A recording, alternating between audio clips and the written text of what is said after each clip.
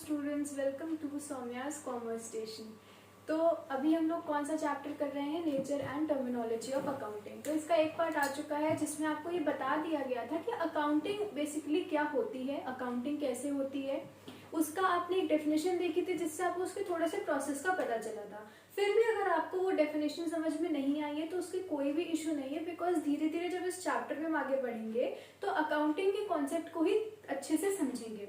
ठीक है, तो अकाउंटिंग क्यों करी जाती है? जितने भी बिजनेसमैन होते हैं उनके कई सारे ट्रांजैक्शंस दिन भर होते हैं। देखिए, बिजनेस शुरू इसलिए होता था बिकॉज बिजनेस एक इकोनॉमिक एक्टिविटी है जिसका मेन एम होता है मनी इनकम को अर्न करना। ठीक है, और मनी इनकम जो बिजनेसमैन को मिलती है वो मिलती है प्रॉफिट्स के फॉर्म में। अब प्रॉफिट क्या होता है? प्रॉफिट आपको पता था कि भाई हमने जितने में खरीदा है या जितना हमारा कॉस्ट प्राइस है और जितना हमारा सेलिंग प्राइस है, उसमें अगर सेलिंग प्राइस आपका बड़ा है तो आपको प्रॉफिट हो रहा है, अगर सेलिंग प्राइस कॉस्ट प्राइस से छोटा है तो आपको लॉस हो रहा है। तो इसके लिए जितने भी मनी ट्रांजैक्शंस क्या होते हैं? ट्रांजैक्शंस होती हैं घटनाएं।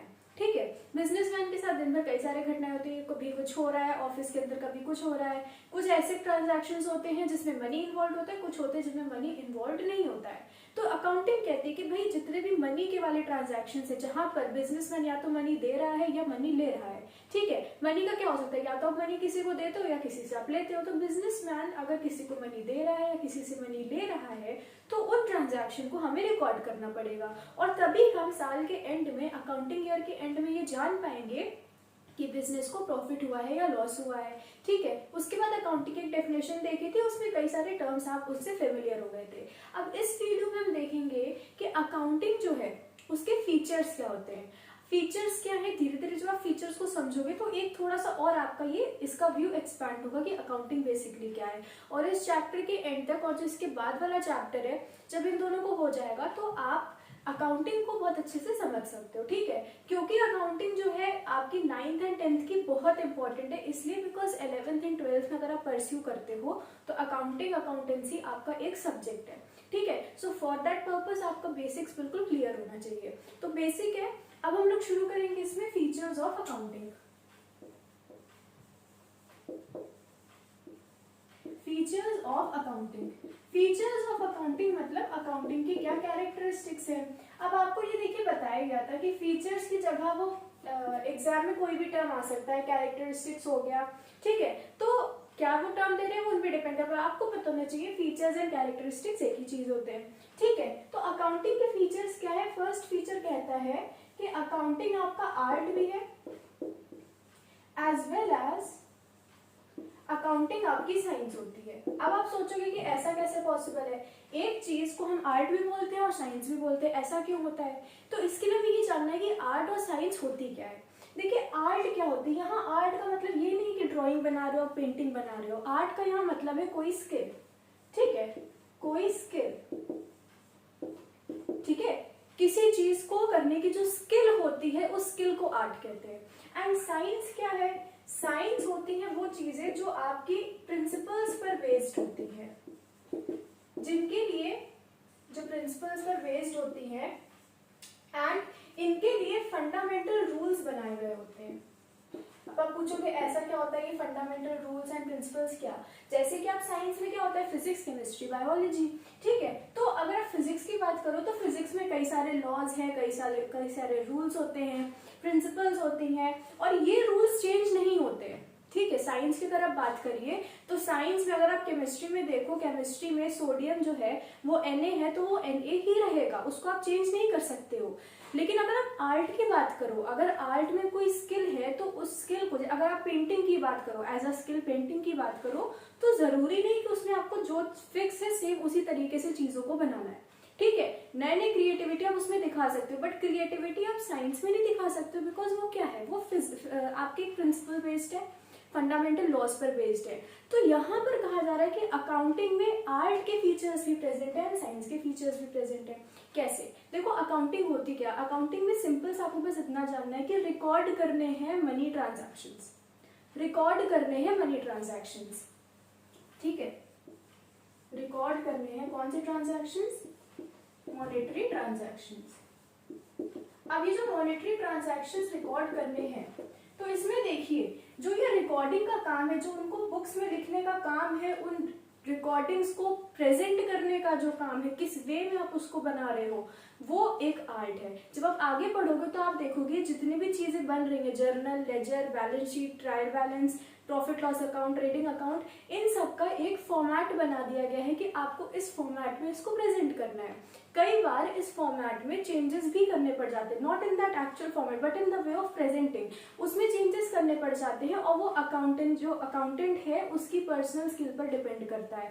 बहुत से ऐसे, देखिए अभी आपको अकाउंटेंसी के बारे में कुछ पता नहीं, लेकिन जब अकाउंटेंसी करोगे तो आपको पता चलेगा कि कई जगह वहां पर कुछ अजम्पशंस भी लेने पड़ जाते हैं, ठीक है, कुछ अजम्पशंस लेने पड़ जाते हैं, कुछ चीजों को वहां पे स्किल के ऊपर डिपेंड करा गया है, ठीक है, स्किल पे डिपेंड होती है। कैसे डिपेंड होती है आप अभी समझ ही पाओगे बिकॉज आपको अकाउंटेंसी नहीं आती है, ठीक है। तो इसमें कई सारी चीजें हैं जो स्किल बेस्ड है, बिकॉज हमें बस इतना जानना है कि अकाउंटिंग आर्ट भी है because it is skill based, and science है अकाउंटिंग। क्यों? बिकॉज अकाउंटिंग में हर चीज के लिए अकाउंटिंग प्रिंसिपल्स, अकाउंटिंग स्टैंडर्ड्स ये बनाए गए हैं। अब अकाउंटिंग स्टैंडर्ड, अकाउंटिंग प्रिंसिपल क्या, आप ये सब 11th में पढ़ोगे, उसमें आप देखोगे कि कई सारे रूल्स हैं, कई सारी चीजें फॉलो होती है, कई सारे कॉन्सेप्ट्स फॉलो करे जाते हैं। क्या कॉन्सेप्ट होते हैं? वो आपके चेंज नहीं होंगे। अगर उस कॉन्सेप्ट में कोई पर्टिकुलर चीज बोली गई है तो आप उस पर्टिकुलर चीज को उसी वे में लिख सकते हो। कुछ ऐसे रूल्स भी हैं एंड कुछ ऐसी चीजें भी हैं जिनको आप अपनी स्किल के हिसाब से ही कर सकते हो। एक अच्छा अकाउंटेंट, अगर एक बहुत एक्सपीरियंस्ड अकाउंटेंट है और अगर एक बहुत ही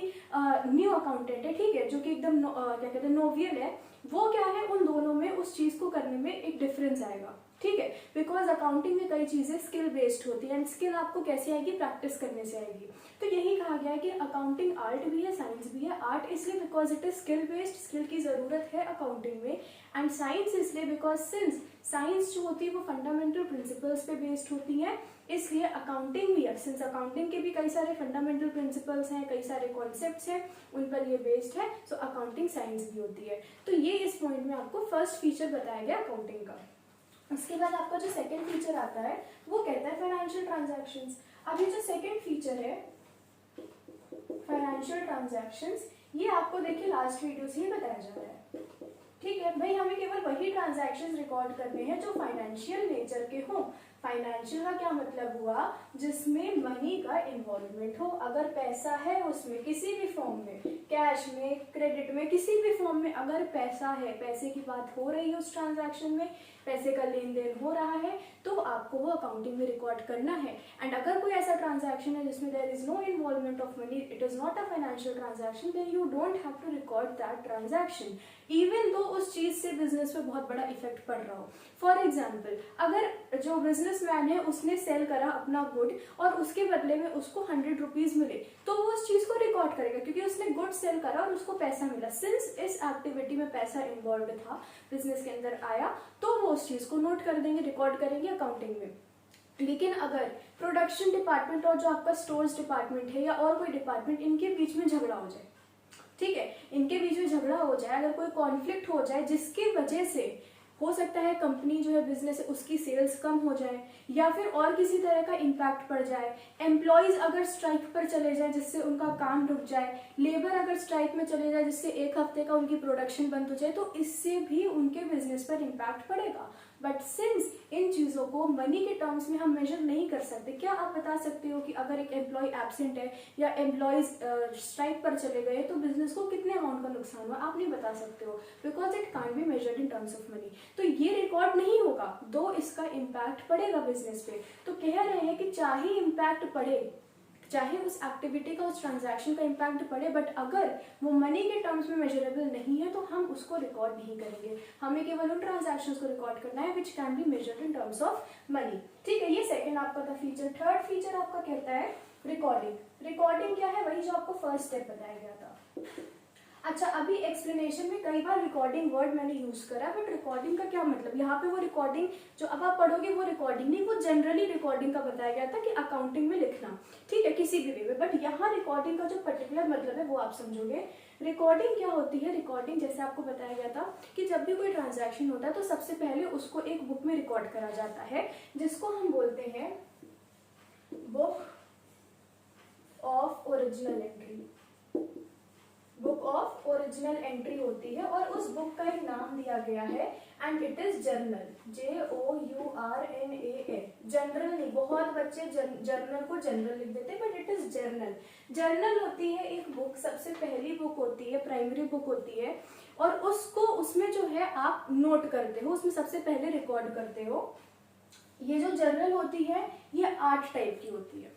जर्नल को भी 8 पार्ट्स में डिवाइड करा गया है। क्या है वो पार्ट्स? देखिए होता क्या है, कुछ ऑर्गेनाइजेशन है जो छोटी ऑर्गेनाइजेशन है बस एक ही जर्नल रखती है। उसमें क्या होता है, सबसे पहले फर्स्ट टाइम रिकॉर्डिंग होती है।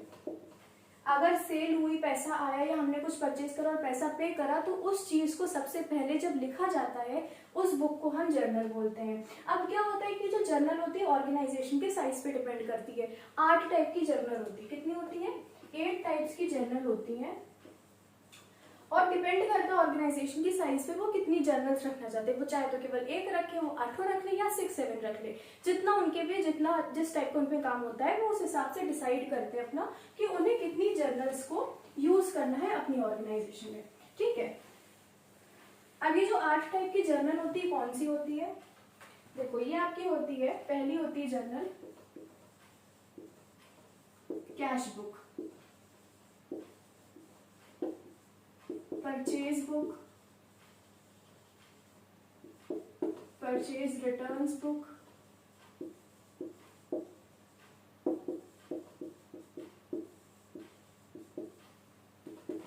Sales book, sales returns book,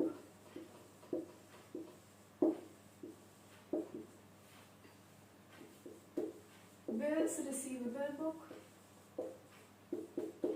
bills payable book, और आपकी जो एक बच गई जर्नल प्रॉपर, हाँ वो होती है जर्नल प्रॉपर। अब ये है क्या भाई, अब आप सोचोगे कि क्या चीजें आ गई, क्या क्या नए नए शब्द आ गए, यही तो हमें सीखना है भाई। टर्मिनोलॉजी तो देखनी है अकाउंटिंग में क्या क्या टर्म्स यूज होते हैं। पहले होती है कैश बुक। कैश बुक क्या कह रही है? कैश, कैश का मतलब मनी। ठीक है, अब आप बोलोगे अगर कैश बुक में कैश रिकॉर्ड होगा तो परचेज, परचेज रिटर्न, इसमें क्या रिकॉर्ड होगा?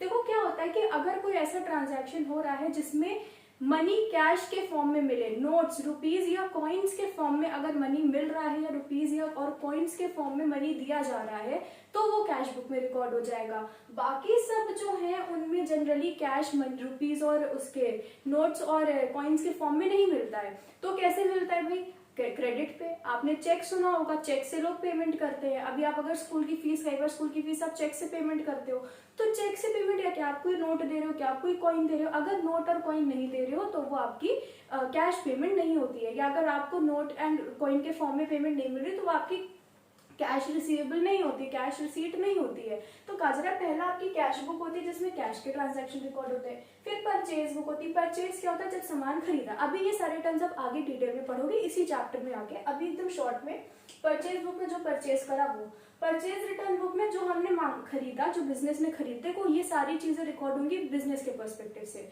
बिजनेस ने अगर जो खरीदा और उसको वापस कर दिया तो परचेज रिटर्न। सेल्स बुक, अगर बिजनेस ने कुछ सेल करा है, ठीक है, तो उसको रिकॉर्ड करेंगे। सेल्स रिटर्न में अगर बिजनेस ने कुछ सेल करा था और उस दूसरी पार्टी ने वापस कर दिया, रिटर्न कर दिया, तो सेल्स रिटर्न। इन ट्रांजैक्शन को इसमें लिखेंगे। फिर आता है bills receivable and bills payable. ये क्या होता है ये आप डिटेल में भी समझोगे, ये थोड़ा डिफिकल्ट है। फिर जर्नल प्रॉपर। जर्नल प्रॉपर क्या होता है? जो ट्रांजैक्शन इन किसी भी पॉइंट उसमें हेड में नहीं आ सकते उनको हम जर्नल प्रॉपर में लिख देते हैं। इतनी चीजें आपकी होती हैं जो रिकॉर्डिंग का काम है। तो ये रिकॉर्डिंग की सारी बुक्स आपकी रिकॉर्डिंग की बुक्स हैं। सबसे पहली बार ट्रांजैक्शंस इनमें रिकॉर्ड करा जाता है। ठीक है, रिकॉर्डिंग के बाद आपका फोर्थ आता है क्लासिफाइंग।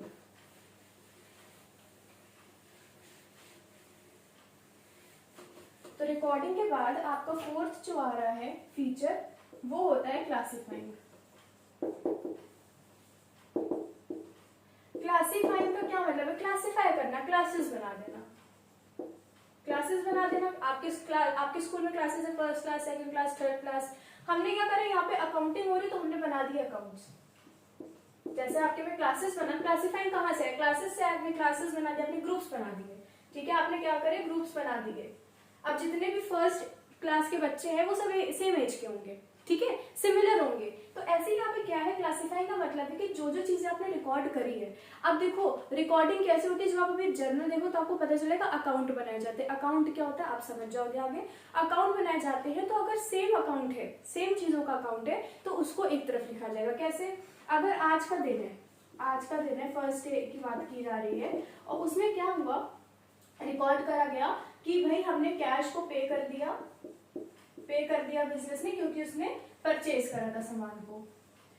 दूसरा उन्होंने लिखा कैश हमको मिल गया, हमने रिसीव कर लिया, क्यों, बिकॉज हमने सेल करी होगी किसी चीज की। अब यहाँ पर क्या हो, यहाँ पे आप देखो, यहाँ तो चलो परचेज हुआ, सेल हुआ, कैश। आप देखो ऐसे कई सारे ट्रांजैक्शन हुए होंगे जिसमें कैश में हमको चीज मिली होगी। दूसरा एक और हो सकता है कि आपने लिखा कि फर्नीचर जो है हमने खरीदा, ठीक है।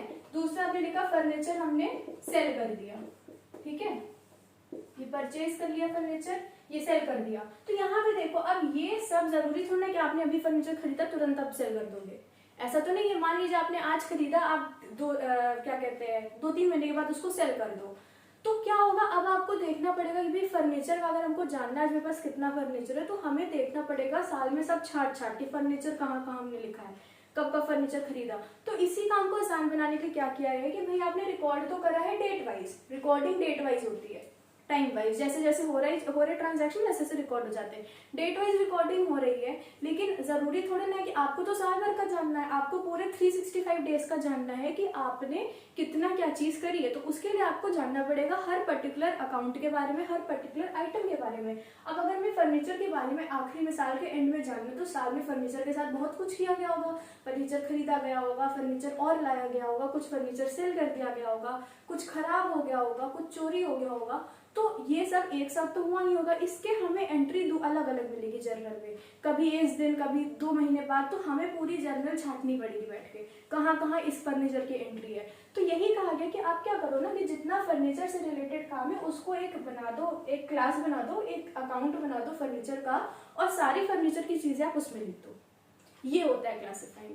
तो क्या है, आपने डायरेक्टली ये क्लासिफाइंग में जो लेजर बनती है, लेजर होता है इस बुक का नाम, उसमें आप डायरेक्टली जाओगे जहाँ पे फर्नीचर के बारे में लिखा है, फर्नीचर पे जाओगे, देखो अच्छा भाई इस दिन फर्नीचर आया, इस दिन गया, इस दिन ये हुआ, तो आपको सारे फर्नीचर के ट्रांजैक्शन साल भर के एक जगह मिल जाएंगे। वरना आपको क्या करना पड़ता, पूरी जर्नल आपको छांटनी पड़ती। तो ये क्लासिफाइंग का काम है। ये कहते हैं कि आपने जो जो रिकॉर्ड करा है ना, उसमें से सेम चीजें एक जगह लिख दो, बाकी चीजें सब अलग अलग कर दो, सेपरेट कर दो सिमिलर चीजों को, ताकि बाद में आसानी हो जाए। तो क्लासिफाइंग में लेजर बनती है, और लेजर में सबके अकाउंट बना दिए जाते हैं। ये क्लासिफाइंग होता है। फिफ्थ आपका होता है इसमें समराइजिंग। समराइजिंग क्या होता है भाई, समराइजिंग का क्या मतलब है, समरी बना देना एकदम शॉर्ट में। भाई कोई साल भर तो इतनी चीजें होंगी। होते क्या है, अकाउंट्स के होते हैं यूजर्स। क्या होते हैं, एक टर्म आएगा users of accounts, users of accounts. जैसे कि आप लोग होते हो कंप्यूटर के यूजर, जो चीज आप यूज करोगे आप उसके यूजर हो जाओगे, ठीक है। Instagram user, Snapchat user, computer user, जो चीज यूज करोगे उसके यूजर कहलाते हैं। तो इसलिए कहते हैं ये जो बिजनेस के अकाउंट होते हैं ना, ये भी कई लोगों के लिए यूजफुल होते हैं।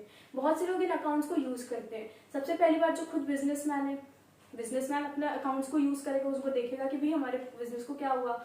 उसके बाद क्या होता है, आपने सुना होगा कि जितने भी बिजनेस वगैरह होते हैं, शेयर वगैरह आपने भी देखा था जो इंस्टॉक कंपनी में, तो बहुत से लोग कंपनी में पैसे लगाते हैं। तो अगर वो पैसे लगाएंगे तो वो आखिरी में जानना चाहेंगे कंपनी के पास कितना पैसा है। कैसे जानेंगे भाई, अकाउंट से। अब क्या वो ही लेजर लेके बैठ जाएंगे और एक एक अकाउंट देखेंगे, उनको तो कुछ नहीं समझ आएगा, उन्हें कुछ समझ नहीं आएगा ये अकाउंट देख के कि भाई ये कहना क्या चाहते हैं, ठीक है। इसलिए क्या किया गया, बिजनेसमैन को बोला गया, अकाउंटिंग ने बोला कि भाई देखो आपने लेजर बना लिया, सब कर लिया। अब बाहर से लोग आएंगे देखने, जिनको आपके बिजनेस के बारे में जानना होगा, अगर वो पैसा उन्होंने लगाया होगा या वो और पैसे आपको देना चाहते होंगे बिजनेस के लिए, तो उनके लिए आप ऐसे तरीके से इसको प्रेजेंट करो कि वो बस एक झट में समझ जाए कि बिजनेस की क्या हालत है, ठीक है। तो इसलिए बोला गया कि समराइज कर दो। समराइजिंग में बेसिकली क्या क्या बनता है, trading and profit and loss account, पहला ये बनता है, और दूसरी बनती है बैलेंस शीट। अब आप पूछोगे ये क्या है, ये आपने लास्ट वीडियो में ये टर्म सुने थे। ट्रेडिंग अकाउंट बनता है, प्रॉफिट एंड लॉस अकाउंट बनता है, बैलेंस शीट बनती है। इन दोनों को इसलिए साथ लिखा गया क्योंकि ट्रेडिंग अकाउंट से हमें पता चलता है ग्रॉस प्रॉफिट, आप पूछोगे ग्रॉस प्रॉफिट क्या, भाई यही टर्म्स तो हमको जानने हैं, यही हम धीरे धीरे इसी चैप्टर में आगे समझेंगे। ग्रॉस प्रॉफिट बताता है trading account, profit and loss account बताता है नेट प्रॉफिट क्या है। अब आपको ये भी नहीं समझ आएगा कि ये होता क्या है, ये आप लोग धीरे धीरे समझोगे। अभी बैलेंस शीट बताती है कि बिजनेस की फाइनेंशियल पोजीशन क्या है। फाइनेंशियल पोजीशन क्या होती है वो भी आप धीरे धीरे समझ जाओगे। सिंपल सी भाषा में फाइनेंशियल पोजीशन का ये मतलब है कि बाकी इंडस्ट्रीज के मुकाबले, बाकी फर्म्स के मुकाबले जो सेम तरीके का बिजनेस कर रहे हैं, वहां पर उनका बिजनेस की पोजीशन क्या है, उनके हालात क्या है, वो कहाँ पर स्टैंड करते हैं, रैंकिंग एक तरीके से। तो वो जानने के लिए आपको पता होगा कि उसकी पोजीशन क्या है। तो बिजनेस की पोजीशन जानने के लिए पैसों के हालात में कितना पैसा उसके पास है, कितना कर्जा उन्होंने लिया हुआ है, ये सारी चीजों को देखने के लिए फाइनेंशियल पोजीशन चेक करी जाती है। और वो किससे पता चलता है, बैलेंस शीट से। तो समराइजिंग में बोला गया, लेजर आपने बना दिया, सब हो गया। अब आपको बनाना है ट्रेडिंग अकाउंट जिससे आपके बिजनेस का ग्रॉस प्रॉफिट पता चले, फिर आपको बनाना है प्रॉफिट एंड लॉस अकाउंट जिससे आपके बिजनेस का नेट प्रॉफिट पता चले, एंड देन आपको बनानी है बैलेंस शीट जिससे आपको अपने बिजनेस की फाइनेंशियल पोजीशन पता चले। ग्रॉस प्रॉफिट, नेट प्रॉफिट क्या होता है, धीरे धीरे आगे टर्म्स आएंगे, उनको आप डिटेल में समझोगे। ठीक है, तो ये होता है समराइजिंग का काम। उसके बाद आपका 6th आता है लास्ट वाला, analysis and interpretation.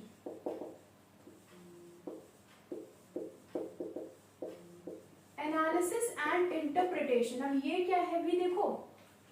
Analysis and interpretation कह रहा है आपने अकाउंट्स बना लिया, हमें सब पता चल गया, प्रॉफिट वगैरह भी पता चल गया, प्रॉफिट हुआ, लॉस हुआ, जो भी हुआ, और आपकी फाइनेंशियल पोजीशन भी पता चल गई। लेकिन अब आपको ये देखना है कि आप वैसे आपके क्या एनालिसिस, आप इन सब से, इस प्रॉफिट से आपको क्या आखिरी में पता चल रहा है। जनरली होता क्या है, इस साल बिजनेस कई साल चलता है, आपको पता है 10 साल चल सकता है, 20 साल चल सकता है, 30 साल चलता है, ज्यादा भी चलता है इससे। तो क्या है वो इतने सालों में बिजनेस कितना ग्रो करा, तो ये आप ऐसे जान सकते हो कि पहले साल बिजनेस में इतना प्रॉफिट हुआ, ये एक एग्जांपल है, पहले साल बिजनेस में इतना प्रॉफिट हुआ, दूसरे साल फिर बढ़ गया प्रॉफिट, तीसरे साल और बढ़ गया प्रॉफिट। तो ये चीज वो कैसे पता करेंगे, वो आज की अपनी कंडीशन को, आज जो अकाउंट बना रहे हैं 31 मार्च के दिन, वो देखेंगे कि आज चलो इस साल हमारे इतने सेल हुए या हमें इतना प्रॉफिट हुआ, पिछले साल हमें कितने हुए थे, उसके पिछले साल हमारी क्या कंडीशन थी। तो इससे वो चेक कर पाएंगे कि क्या वो ग्रो कर रहे हैं या उनके बिजनेस डूब रहा है। तो ये जानने के लिए ये होता है एनालिसिस। आपने इस साल का तो सब कुछ जान लिया, पर आपको ये भी जानना है कि पिछले साल के कंपैरिजन में इस साल आपने कौन कौन सी चीजें अच्छी करी, क्या क्या आपके में कुछ प्रॉफिट हुआ, क्या क्या लॉस हुआ, और उनके क्या क्या रीजंस थे। ये सब जानना होता है, किसी चीज को एनालाइज करना, किसी चीज को इंटरप्रेट करना। फॉर एग्जाम्पल जैसे बोलते हैं ना, मॉरल ऑफ द स्टोरी क्या होती है, समरी तो हमने बना दी, समराइजिंग हमने कर दिया, अब उसकी मॉरल ऑफ द स्टोरी भी तो बताओ। तो ये मॉरल ऑफ द स्टोरी की तरह आप समझ सकते हो एनालिसिस एंड इंटरप्रिटेशन कैसे होता है। होता क्या है, रेशियोज बनाए जाते हैं। अब आप पूछोगे रेशियोज क्या होते हैं, रेशियोज आपने मैथ्स में पढ़े होंगे, 2:3, 1:2, ये सब रेशियो होते हैं। होता क्या है, अकाउंटिंग जब बड़े लेवल के आप करोगे तो उसमें आप देखोगे कि जब सब कुछ बन जाते हैं सारे अकाउंट्स, उसके बाद आखिरी में एनालिसिस करने के लिए कई सारी चीजें बनाई गई है। उसमें से रेशियोज भी एक तरीका होता है, रेशियोज के फॉर्म में हम कैलकुलेट करते हैं। कैसे कैलकुलेट करते हैं आपको जानने की कोई जरूरत नहीं है, अभी वो आप बहुत प्रैक्टिस के बाद, बहुत चीजें आप समझने के बाद आप जान पाओगे 12th वगैरह में। तो ये चीज आपकी होती है इंटरप्रिटेशन की, जिसके लिए रेशियोज यूज करे जाते हैं, और यहाँ पे आपकी अकाउंटिंग खत्म हो जाती है। तो बेसिकली जो अकाउंटिंग के फीचर्स थे वो यही थे कि अकाउंटिंग एक आर्ट है और साइंस भी है, दोनों चीजें हैं। तो अगर आपके क्वेश्चन में अकाउंटिंग आर्ट है, साइंस है या दोनों है, तो भाई आर्ट भी है, साइंस भी है, ये आपका सही है। उसके बाद अगर आपसे बोला जाए कौन से ट्रांजैक्शंस रिकॉर्ड होते हैं, केवल फाइनेंशियल ट्रांजैक्शंस जो मॉनेटरी टर्म्स में मेजर कर सकते हैं। फिर इसका प्रोसेस आ गया थोड़ा सा, रिकॉर्डिंग होती है जर्नल में जिसके 8 पार्ट्स होते हैं। इसके बाद क्लासिफाइंग करा जाता है लेजर में, फिर समराइजिंग के लिए trading account, profit and loss account, balance sheet बनाई जाती है, एंड लास्ट में एनालिसिस एंड इंटरप्रिटेशन करा जाता है रेशियोज वगैरह की मदद से, जो कि एक तरीके से मॉरल ऑफ द स्टोरी आप समझ सकते हो। तो ये थे फीचर्स ऑफ अकाउंटिंग। इस वीडियो में बस इतना ही होगा, बाकी आप ये सब रिवाइज करो इन चैप्टर को, पिछली वीडियोस देखो, कोई भी डाउट हो तो आप नीचे कमेंट करके बता सकते हो। And study hard and take care of yourself and bye.